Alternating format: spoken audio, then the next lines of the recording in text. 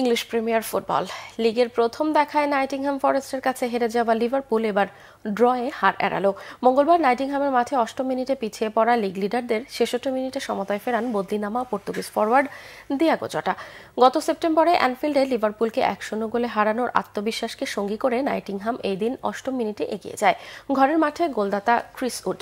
চলতি লিগে নিউজিল্যান্ডের ফরওয়ার্ডের গোল হলো 13টি। শুরু থেকেই বল দখলে একচেটিয়া আধিপত্য করলেও প্রথমার্ধেই গোলরক্ষকের পরীক্ষা নিতে পারেনি লিভারপুল। প্রথম 65 মিনিটেও লক্ষ্যে কোনো শটই রাখতে পারেনি লিগ লিডাররা। পরের মিনিটে দিয়াগো জটার বদলি নেমে 22 সেকেন্ডের মধ্যেই দলকে সমতায় ফেরান। লিগের অন্য ম্যাচে বদলি নামা কস্তা সিমিকাসের কর্নারের হেডটিতে গোল করেন 28 বছরের পর্তুগিজ ফরওয়ার্ড। 2 মিনিট পর আরেকটি সুযোগ পান জটা, তার শট ব্যর্থ করে দেন গোলরক্ষক মার্সেলস।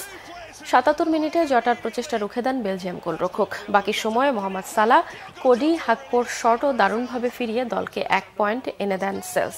এই ড্রয়ে 21 ম্যাচে 41 পয়েন্ট নিয়ে 1 ম্যাচ কম খেলা আর্সেনালকে 1 পয়েন্ট পেছনে ফেলে টেবিলের 2-এ উঠেছে নাইটিংহ্যাম। শীর্ষে থাকা লিভারপুলের 20 খেলায় সংগ্রহ 47 পয়েন্ট।